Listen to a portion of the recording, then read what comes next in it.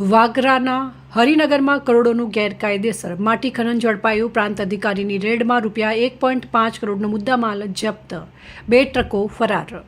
ભરૂચ જિલ્લા વહીવટીતંત્રે સરકારી સંસાધનોની લૂંટ ચલાવતા ભૂમાફિયાઓ સામે કડક કાર્યવાહી કરી છે।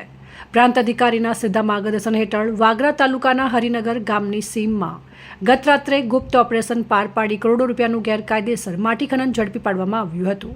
આ કાર્યવાહીમાં કુલ 1.5 કરોડનો મુદ્દામાલ જપ્ત કરાયો છે। તારીખ 17/6/2026ના રોજ મધરાત્રે 1 કલાકે પ્રશાસનની ટીમે સરકારી સર્વે નંબર 10માં ઓચિંતી રેડ પાડી હતી।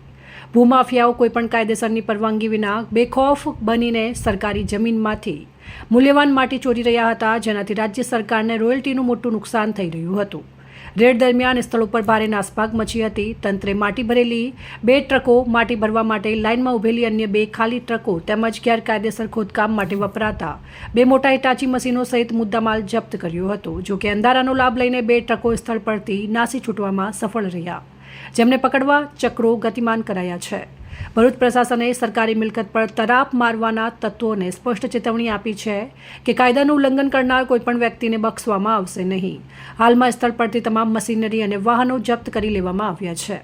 ખાણ ખનીજ વિભાગ અને સ્થાનિક પોલીસ દ્વારા ભૂમાફિયાઓ વિરુદ્ધ કડક કાયદેસરની કાર્યવાહી અને દંડ વસૂલાતની પ્રક્રિયા શરૂ કરવામાં આવી છે। પ્રશાસનની આ સપાટાભેર કામગીરીથી પંથકમાં તથા ગેરકાયદેસર ખનન કરનારા તત્વોમાં ફફડાટ વ્યાપી ગયો છે। ઉલ્લેખનીય છે કે ચોમાસાની સિઝન નજીક આવતા વાગરા પંથકમાં ભૂમાફિયાઓ વધુ સક્રિય બન્યા છે। વાગરાના GIDC વિસ્તારમાં રાત્રિના સમયે માટી વહન કરતા ભારે ભરખમ ડમ્પરોની શંકાસ્પદ અવરજવર વધી ગઈ છે। વહીવટીતંત્ર દ્વારા વધુ આક્રમક બનીને ઓચિંતું ચેકિંગ હાથ ધરવામાં આવે તો કરોડો રૂપિયાના વધુ ખનન કૌભાંડો અને વાહનો પકડાઈ શકે છે। રિપોર્ટર રંગુની જાકીર, પ્રદીપ તંત્રાલ, ન્યૂઝ ભરૂચ।